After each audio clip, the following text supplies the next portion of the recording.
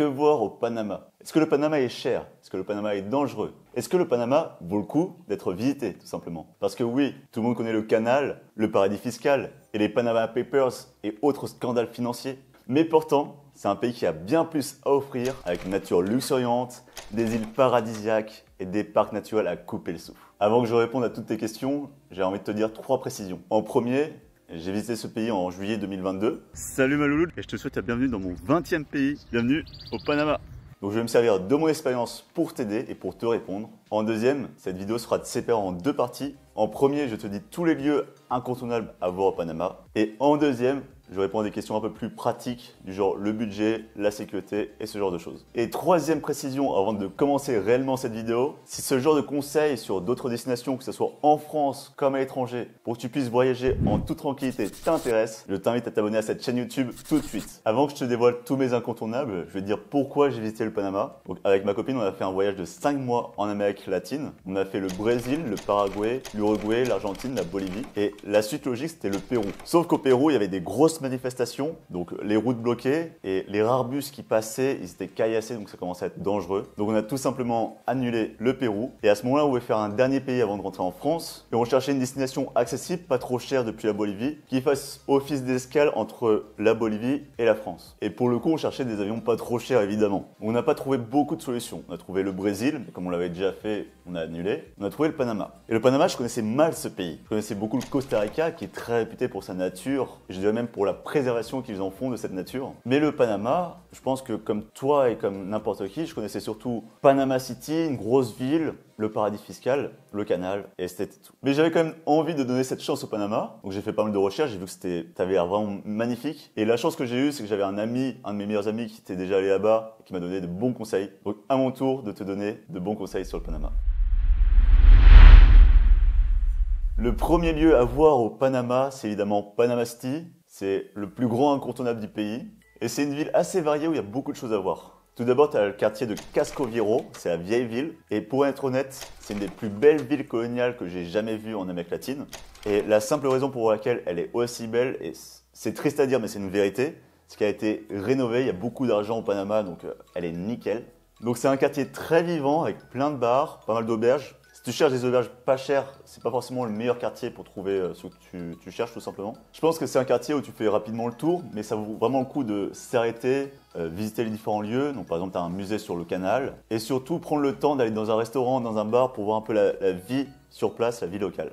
Depuis ce quartier, tu peux marcher jusqu'au Mirador del Pacifico, où c'est un point de vue où tu peux voir toute la skyline sur la ville moderne. Donc deuxième quartier de Panama City, le quartier moderne. Donc c'est clairement pas la partie la plus touristique, c'est une ville vraiment avec de grands gratte-ciel à l'américaine. Tu as vraiment l'impression d'être aux États-Unis avec de grandes routes, tout propre. Il y a pas mal de restos et de bars là-bas, mais ça fait des restos plus fast-food à l'américaine. La seule différence que tu as vis-à-vis des États-Unis, c'est qu'ils parlent espagnol. Et encore, comme c'est le quartier d'affaires, tu auras beaucoup d'expats, donc tu entendras parler anglais partout. Donc si tu cherches une auberge de jeunesse pas chère et dans un quartier safe, c'est vraiment l'endroit à privilégier. Un autre endroit à visiter à Panama City, c'est Panama Viejo. Pour faire simple, c'est les ruines de la première ville avant le Casco Viejo. Donc c'est une ville qui a été détruite par la suite. Donc ces ruines sont vraiment immenses. Donc pour seulement 10 $, tu peux visiter toutes les ruines, monter en haut de l'ancienne église, donc près de 30 mètres le clocher il fait. C'était pas très français cette phrase, mais tu m'as compris. Il y a même un musée là-bas qui te retrace l'histoire du Panama depuis les tribus amérindiennes jusqu'à la destruction de Panama Viejo. Donc pour la petite anecdote, pourquoi Panama Viejo a été détruit? Donc je vais te demander d'imaginer un peu l'univers du Pirate des Caraïbes. Donc ça se passe en 1519. Donc tu as cette petite ville de Panama Viejo qui est contrôlée par les Espagnols. Donc les Espagnols ramenaient beaucoup d'or du Pérou et ils prenaient un bateau jusqu'à Panama Viejo et après ils ramenaient l'or en Espagne. Et bien sûr, le plus grand pirate de l'époque, Henry Morgan, un Anglais, a décidé de piller et de détruire la ville tout simplement, ce qu'il a fait. Et en plus, et c'est là où il a failli y avoir un petit accident, un incident diplomatique, il était anglais, donc il a mis un drapeau anglais. Et ça faisait une quinzaine d'années où le royaume d'Espagne et le royaume d'Angleterre essayaient de faire la paix, ça a failli faire un incident diplomatique. Donc c'est pour ça que les Espagnols après ils ont construit la ville coloniale quelques kilomètres plus loin, au Casco Viejo, donc un endroit bien plus protégé. Donc c'est vraiment une histoire méconnue mais vraiment très intéressante, donc je te conseille d'y aller tout simplement. Un autre lieu à voir à Panama City, et oui je te l'ai dit, il y a pas mal de lieux dans cette ville, c'est le parc métropolitain. C'est un grand parc qui donne l'impression d'être en pleine jungle, alors que tu es en pleine ville. Et en plus, après 2 heures de rando, tu as un très beau point de vue sur toute la ville. Le seul défaut de ce parc, c'est que ça coûte 5 $. Le dernier endroit que je te conseillerais de visiter à Panama City, c'est Punta Celebra. Pour faire simple, c'est un centre dédié à la nature panaméenne.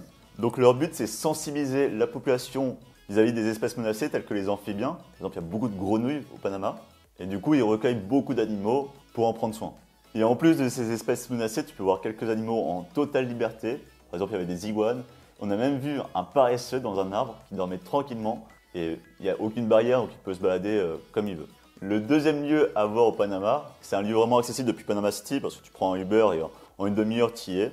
C'est les écluses de Miraflores. Donc évidemment, le Panama, on parle du canal et c'est un immense musée qui te permet de vraiment comprendre l'histoire de ce canal et quelle place importante il a dans l'histoire du pays, mais aussi dans l'histoire du monde tout simplement. Faudrait que je compte le nombre de fois où je dis tout simplement dans cette vidéo. Donc ce musée coûte 10 $, il me prend 1h30. Et à la fin, tu as un point de vue où tu peux voir le passage des bateaux, donc tu as les gros paquebots, au niveau d'une écluse justement, parce que à savoir que le canal est plus haut que les océans, il y a 30 mètres de différence je crois. Donc c'est vraiment assez impressionnant quand tu vois la taille des bateaux qui sont immenses, qui sont déplacés justement d'un niveau à l'autre. Et petite anecdote sur le canal, la première personne qui a essayé de le construire, c'était un Français, qui s'appelle Ferdinand de Lesseps, et c'est un homme qui est connu pour avoir fait le canal de Suez. Il a essayé de reproduire les mêmes techniques qu'il a fait en Égypte pour les faire au Panama. Et ça a été un échec parce qu'il retirait la terre, il les mettait en hauteur, sauf qu'au Panama, il y a beaucoup de pluie, donc la terre revenait au milieu. Et en plus, le Panama, il y a beaucoup de maladies comme la fièvre jaune, donc il y a plein d'ouvriers qui sont morts tout simplement. Donc à ce moment-là, le projet a été annulé. Sauf qu'il y a un deuxième Français qui est arrivé, qui s'appelle Philippe Buno Varia, et c'était un homme qui était intéressé juste par le prestige. Et en réalité, Philippe, tu vas comprendre pourquoi, c'est un des plus grands arnaqueurs de cette époque. Donc début du XXe siècle, les États-Unis voulaient faire un canal pour le commerce international et surtout pour se faire de la thune. Donc eux, ils avaient le projet de le faire au Nicaragua. Du coup, Philippe, il est allé aux États-Unis et il a réussi à convaincre les Américains d'abandonner leur projet au Nicaragua pour le faire au Panama. Sauf qu'il y a un problème à ce moment-là, c'est que le Panama n'est pas un pays indépendant. Ça appartient à la Colombie. Et la Colombie commence à comprendre que les États-Unis, ils ont des volontés impérialistes et du coup, ils ont refusé. Alors, à ton avis, qu'est-ce qu'il a fait Philippe? Parce que oui, il a réussi son projet. Il a aidé les Panaméens à faire une révolte populaire, ce qui a provoqué, quelques années plus tard, l'indépendance du pays. Donc oui, c'est un Français qui est responsable de l'indépendance du Panama. Et comme Philippe est un héros national, il avait beaucoup de pouvoir, il a pu signer un accord avec les États-Unis et il a donné le contrôle illimité sur le tracé du canal aux Américains. Et à ce moment-là, les Panaméens, ils l'ont vécu comme une véritable trahison, parce que les Américains avaient un contrôle total, financier et militaire sur le futur canal. Donc après, je ne vais pas rentrer dans tous les détails de l'histoire du Panama et du canal, mais pour faire simple, le canal du Panama était considéré comme un territoire d'outre-mer des États-Unis. Tous les gains financiers du canal, parce qu'il y en a eu beaucoup, revenaient aux Américains, et ça a duré très longtemps, et ça allait très loin, parce qu'en 89, il y avait un gouvernement anti-américain au pouvoir, et la réponse des Américains a été tout simplement d'envahir le pays. Bon, depuis, ça a changé. Les deux pays ont réussi à trouver un accord. Et depuis 1999, le Panama a le contrôle total du canal. Bon, ok, j'ai plombé l'ambiance avec ces histoires d'invasion militaire. Je te propose qu'on continue la visite du pays. Le troisième lieu que j'ai visité au Panama, c'est la ville de Coronado. Et pour le coup, c'est pas forcément un endroit que je recommande. Pour faire simple, c'est une station balnéaire assez prisée, assez haut de gamme et principalement pour les Américains riches. Vous savez qu'on est resté juste une nuit là-bas et on voulait se baigner et la majorité des portions de plage étaient privatisées pour les hôtels. Donc on n'avait pas accès à la plage, donc c'était grosse déception sur ce point-là.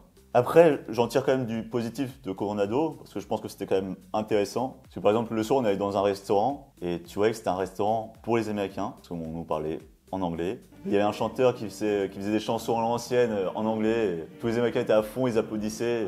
Donc ça donne une certaine vision de la réalité touristique et de la réalité tout simplement du Panama. On voit que les Américains sont toujours dans le coin. Hein. Prochain lieu au Panama, Valle del Antón, pour être traduit en français par Vallée d'Antony. Bon, ça fait moins classe. Mais la plupart des gens l'appellent El Valle. Et je t'avouerai que c'est un de mes lieux préférés au Panama. Pour faire simple, c'est une petite ville qui a été construite à 600 mètres d'altitude dans un ancien cratère. Et c'est vraiment l'endroit parfait pour découvrir la nature panaméenne. En plus, c'est pas excessivement loin de Panama City. Je pense que ce soit un peu moins de 2 heures de route. Et à El Valle, tu peux faire plein d'activités. Tu as plein de randonnées. Alors, petite précision pour les randonnées, il y en a certaines qui sont apparemment dangereuses pour les touristes. Il y a eu des cas d'agression. Donc, je te conseillerais On entend les cloches ou pas? On va continuer quand même. Donc je te conseillerais de demander aux locaux tout simplement quelles randonnées sont safe et quelles sont les randonnées qui ne sont pas safe. À El Valle, tu peux voir aussi de très belles cascades. Tu as aussi des sources d'eau chaude, donc tu es en dessous de la jungle. C'est des sources qui coûtent seulement 5 $, mais tu passes un moment royal, c'est vraiment relax. À El Valle, tu as aussi une serre aux papillons, tu as une réserve aux amphibiens où tu peux voir la grenouille dorée. Donc c'est un des animaux emblématiques du pays. Mais je t'ai pas encore parlé de la chose la plus ouf que j'ai fait à El Valle. Eh bien, on a dormi pendant 2 nuits dans une sorte de maison d'hôte qui fait à la fois refuge de paresseux blessés. Donc, bon, c'est triste quand ils sont blessés, évidemment, mais c'est 2 personnes qui sont merveilleuses et qui soignent et s'occupent des paresseux comme si c'était leurs propres enfants. Et bien sûr, la plupart des paresseux, s'ils ont la capacité, ils sont relâchés dans la nature. Et après, il y a quand même 2 ou 3 paresseux qui restent sur place parce qu'ils sont incapables de survivre, tout simplement. Donc c'était vraiment une expérience unique de pouvoir voir ces animaux d'aussi proche. Alors bien sûr, c'est pas une destination, c'est pas un hôtel grand public. Le but, c'est que les animaux restent dans le plus grand calme. Et tu vas pas t'amuser à voir les paresseux tous les jours, toutes les heures. C'est vraiment à un certain moment précis, quand ils vont manger ou quand ils vont faire leurs besoins. Les paresseux qui font leurs besoins, c'est toute une histoire. Je t'invite à regarder sur Google. Donc c'est un lieu qui est fait avant tout pour le bien-être des animaux et non pour le bien-être des touristes. Donc pour une fois, je ne vais pas te l'écrire en description. Si tu es vraiment intéressé pour voir ce lieu et voir les paresseux, je t'invite à m'écrire un message soit sur Instagram, soit par mail, et mon adresse mail est dans la description. Parce que les propriétaires veulent tout simplement éviter qu'il y ait trop de monde qui vienne. C'est pas un lieu où tu peux venir voir juste pour 1 heure alors que tu dors pas sur place. C'est pas une attraction touristique. Donc je considère que je t'en ai dit déjà beaucoup, tu vois. Il y a ce lieu qui existe, mais je veux pas que tout le monde puisse y aller, parce que je veux vraiment m'assurer que ça soit que des gens respectueux des animaux qui ont accès tout simplement. Un incontournable que tu dois faire au Panama, c'est de faire des îles. Parce que c'est un pays qui compte près de 1700 îles, et plein d'îles paradisiaques qui sont juste merveilleuses. L'île la plus facile d'accès depuis Panama City, c'est l'île de Taboga. Tu prends un ferry en 45 minutes, tu y es. À savoir que l'aller-retour en ferry coûte 24 $. L'île de Taboga est surnommée l'île aux fleurs. À la base, c'est un village de pêcheurs super mignon. On a même pu faire une petite randonnée là-bas. Bon, on a fait une randonnée en pleine jungle. Donc je dois t'avouer que j'ai vu des araignées parmi les plus grosses de ma vie. Et on a vu aussi des grenouilles, des petites grenouilles. Alors elles sont super mignonnes. À un moment, on avait 7 qui nous entouraient. Mais c'est le genre de grenouilles que tu vas pas toucher. Parce qu'une seule grenouille a assez de venin pour tuer un humain. Voilà, tu es prévenu. À savoir que l'île de Taboga est très touristique le week-end, mais très calme la semaine. Donc c'est une île qui a 3 défauts. En premier, je te conseille de réserver en avance, parce que ça va être vite réservé, il y a peu de logements. En deuxième, les restos ferment très tôt, et c'est principalement vrai la semaine. Et quand je te dis très tôt, c'est pas 21h, c'est pas 20h, ça peut fermer à 18h. Et en troisième, et sûrement le plus gros défaut de cette île, c'est qu'elle se trouve juste devant l'entrée du canal, donc il y a plein de bateaux, donc tu peux te dire que l'eau de l'océan est sûrement polluée. Polluée, je sais pas si ça se dit. Donc si tu veux t'éloigner du canal du Panama, une autre île accessible depuis Panama City avec un ferry, et un ferry qui est plus long et plus cher, c'est l'île de Saboga.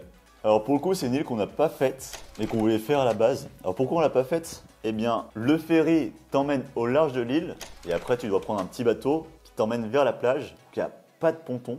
Et d'après les échos que j'ai eus, les petits bateaux que tu prends pour aller sur la plage, ils sont assez bombés, donc ça peut facilement se renverser. Donc moi, dans mon sac à dos, j'ai mon ordi, mon appareil photo, j'ai tout mon matos. Donc c'est pour ça que j'ai pas voulu prendre le risque d'y aller. Avant que je te dévoile d'autres lieux à visiter au Panama, je dois t'expliquer dans quel contexte on a visité ce pays. Donc comme je te disais au début de la vidéo, il y avait des manifestations au Pérou et c'est pour ça qu'on a annulé. Et le Panama, c'est considéré comme un pays calme. Du genre, depuis la guerre en 1989, il n'y a pas eu de manifestations graves. Et du coup, pour les habitants de la région, de l'Amérique centrale, c'est un pays vraiment très calme si tu compares par exemple à la Colombie ou au Nicaragua. Eh bien, évidemment, on arrive au Panama et il y a les plus grandes manifestations depuis 30 ans. Donc ça fait qu'on était bloqués, tout simplement. Donc, à savoir que le Panama est tout en longueur. Et tu as une seule route qui fait l'ouest jusqu'à l'est du pays. C'est la transaméricaine. Et quand tu bloques cette route, eh bien, tu ne peux pas te déplacer dans le pays. Sauf si tu prends des ferries pour aller sur les îles ou si tu prends un avion pour aller plus loin. Donc ça fait que quand on a fait Coronado, on a dû passer un blocage. Donc la route était bloquée pendant plusieurs heures. Vous savez qu'on n'avait pas bougé, on n'avait pas mangé. On était dans notre minibus. Et après on a réussi à passer. On est allé le lendemain à El Valle. Donc on a retraversé un autre blocage. Et à ce moment-là, on s'est dit on va pas essayer d'aller plus loin. Parce que El Valle, c'est assez proche de Panama City. Et du coup, on est rentré à Panama City, et c'est pour ça qu'on allait faire une île après. Et entre El Valle et Panama City, on s'est pris 4 routes bloquées, dont une où on a dû prendre les sacs à dos, on a traversé tout le bouchon. Quand je te dis bloqué, c'est il bloque pendant plusieurs heures, hein, tu peux pas avancer. Donc nous, on a traversé avec nos sacs à dos le bouchon, donc je pense que ça nous a mis une heure, un peu moins d'une heure à traverser le bouchon. Donc après, c'est pas dangereux, hein, les gens ils sont... tant que tu restes dans ton coin, il y a plein de gens qui se déplacent aussi. Justement, les compagnies de bus, ils ont prévu le coup, donc ils avaient mis des bus entre chaque bouchon pour qu'on puisse traverser le blocage et rejoindre notre destination. Mais voilà pourquoi on n'a pas visité de manière plus approfondie le reste du Panama. Donc on s'est cantonné à Panama City et les environs. Mais justement, du peu qu'on a vu sur ce pays, avec cette nature, ces parcs nationaux, ces cascades, ces îles, ça nous donne vraiment envie de retourner là-bas. Et il y a en particulier 2 archipels qu'on voudrait faire. La première archipel, c'est celle d'El Bocas del Toro. C'est une archipel qui se trouve à l'ouest du pays. Apparemment, c'est très paradisiaque. Il y a pas mal d'îles différentes, certaines îles plus touristiques que d'autres. Donc ça donne vraiment très envie. Et la deuxième archipel à visiter, qui elle est dans l'est, c'est les îles San Blas. Alors, les îles San Blas, le point positif, c'est que tu as la culture amérindienne du Panama qui est encore préservée là-bas. Et apparemment, c'est des îles vraiment avec une eau turquoise merveilleuse. Mais le point négatif, c'est qu'apparemment, c'est des îles quand même très touristiques, donc pas mal d'attrapes touristes.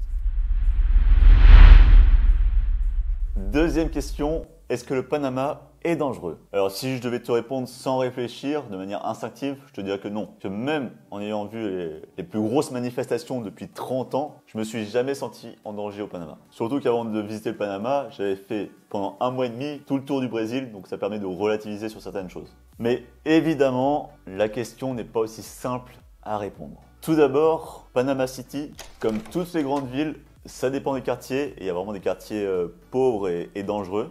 Mais si tu restes dans le quartier que je t'ai mentionné au début de la vidéo, tu n'auras aucun problème.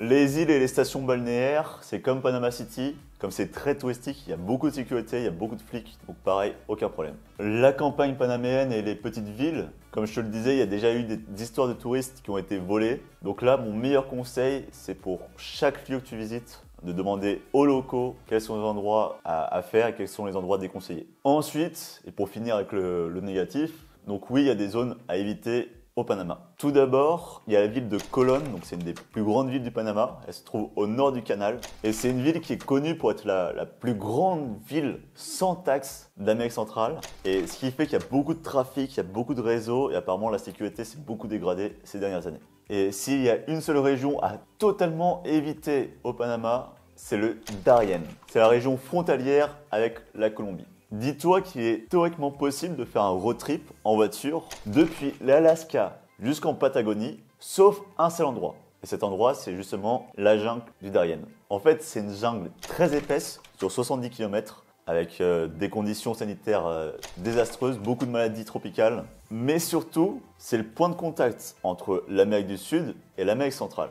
Donc à cet endroit-là, tu as énormément de cartels, donc réseau de drogue, tu as tous les réseaux de migrants, sans oublier de mentionner tous les trafics d'êtres humains qui existent dans le coin. Et c'est une réalité à mentionner. Donc oui, une région vraiment à éviter absolument. Prochaine question.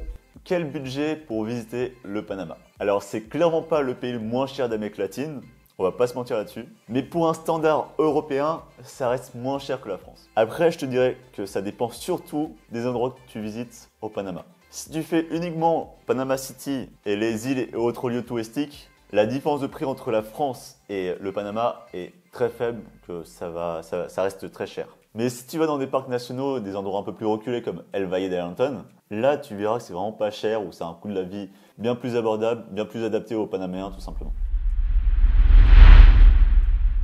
Prochaine question, quelle saison faut-il choisir pour visiter le Panama? Alors c'est conseillé de visiter le Panama entre décembre et mars car c'est la saison sèche. C'était dur de dire saison sèche. Donc nous on a visité le Panama au mois de juillet, donc en plein dans la saison des pluies. Et je dois avouer qu'on a eu beaucoup de chance parce qu'au final on a eu très peu de pluie. Ça fait qu'il fait chaud, on a souvent un ciel nuageux, très gris. Et ça fait que comme il fait chaud et nuageux, t'as pas le soleil qui te tape directement, donc c'est bien plus agréable. Après, je te dis, nous on a eu de la chance, ça veut pas dire que tu en auras forcément. Donc tu as le risque d'avoir de la pluie pendant plusieurs semaines d'affilée. En termes de température, c'est un pays où il fait toujours chaud. Dans la saison sèche, dans la saison des pluies. Tu auras un peu plus de fraîcheur en altitude, donc par exemple El Valle, où le soir tu sens légèrement la fraîcheur sur toi.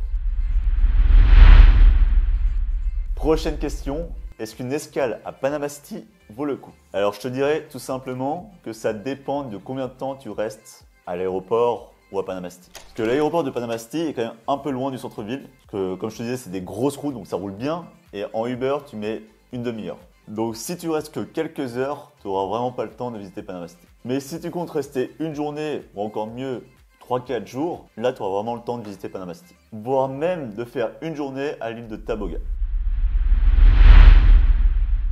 Prochaine question, mieux vaut-il visiter le Costa Rica ou le Panama? Alors c'est une question difficile à répondre parce que tout simplement je n'ai pas visité le Costa Rica, mais d'après les retours que j'ai eus, je vais quand même tenter de te donner quelques pistes de réponse. Le Costa Rica est connu pour sa gestion de la nature et pour être un pays très écologique. Donc là-dessus il gagne un point. Mais c'est un pays qui est plus touristique, donc deuxième point positif, il y a les infrastructures nécessaires pour les touristes, mais du coup tu auras plus de touristes. Alors que le Panama, c'est plus facile de trouver des lieux vraiment isolés pour profiter de la nature et être vraiment seul avec celle-ci. Un autre point positif sur le Costa Rica, c'est un pays assez en avance sur beaucoup de points, comme sur les droits des LGBT. Donc si c'est quelque chose dont tu es sensible, ça peut être bien de privilégier le Costa Rica. Mais le Panama a quand même des points positifs. Déjà, c'est moins cher que le Costa Rica. Et je dirais que si tu as envie d'y aller pendant longtemps, voire de t'expatrier, par exemple que ça soit quelques mois, un an, voire plus, je te dirais de privilégier le Panama. Parce que justement, tu as Panama City qui te donne tous les conforts de la vie occidentale, mais tu restes proche de la nature et tous les lieux naturels, les îles, les parcs nationaux sont très facilement accessibles. Et tu n'auras pas forcément ce confort occidental au Costa Rica. Et en plus, à Panama City, il y a plein d'autres expatriés. Tu peux facilement tisser des liens avec d'autres Français si tu en ressens le besoin. Les prochaines questions, je t'y réponds rapidement, comme ça tu as une réponse simple et efficace. Quel moyen de transport utiliser au Panama? À Panama City, tu peux utiliser les Uber. Ils seront souvent moins chers que les taxis et tu n'auras pas besoin de négocier. À l'intérieur du pays, tu peux prendre soit des vols domestiques, tu as un aéroport à côté de Panama City, ou sinon tu peux prendre des bus. Alors, imagine les bus scolaires américains des années 80-90, des petits bus. Donc c'est ce genre de bus, donc c'est pas un grand confort, mais au moins là tu es avec la population, avec les Panaméens. Et sinon, tu peux prendre les ferries évidemment pour les îles, ou tu peux louer une voiture. Et comme je te le disais, le Panama c'est un pays à l'américaine, donc les routes sont en très bon état, surtout la transaméricaine, tu n'auras aucun souci sur ce point-là. Combien de temps faut-il pour visiter le Panama? Alors moi je te conseillerais entre 10 et 20 jours, voire même plus si tu as l'opportunité. Comme ça te permet d'avoir l'occasion de visiter Panama City, de visiter l'intérieur des terres, donc les parcs nationaux, et de visiter des îles. Est-ce qu'il faut un visa pour visiter le Panama? Eh bien non, tu visites le Panama pendant moins de 3 mois, le passeport suffit. Et je finirai par un petit conseil bonus, c'est sur la devise panaméenne. Donc, il y a deux monnaies qui existent. Soit tu as des pièces, et souvent c'est des pièces de moins de 1 de la monnaie, c'est des balboas. Mais sinon, et c'est l'argent principal du Panama, c'est le dollar américain. Oui, toujours c'est les Américains. Donc si tu te restes des dollars d'un précédent voyage aux États-Unis, tu peux très bien t'en servir au Panama. Donc le Panama, c'est un pays qui est quand même assez accessible depuis la France. Il y a beaucoup de vols et des vols pas trop chers. C'est un pays pas très grand, mais qui offre beaucoup de choses entre Panama City et puis cette nature entre les îles et les parcs nationaux. Donc c'est un pays qui reste facile à visiter pour 1 à 2 semaines, voire même un pays où tu peux facilement t'expatrier. Mais si tu es intéressé par les autres pays d'Amérique latine, comme le Brésil ou l'Argentine, voire même la Bolivie, j'ai fait toute une liste de vidéos ici que je t'invite à regarder dès maintenant. Sur ce, ciao Malout.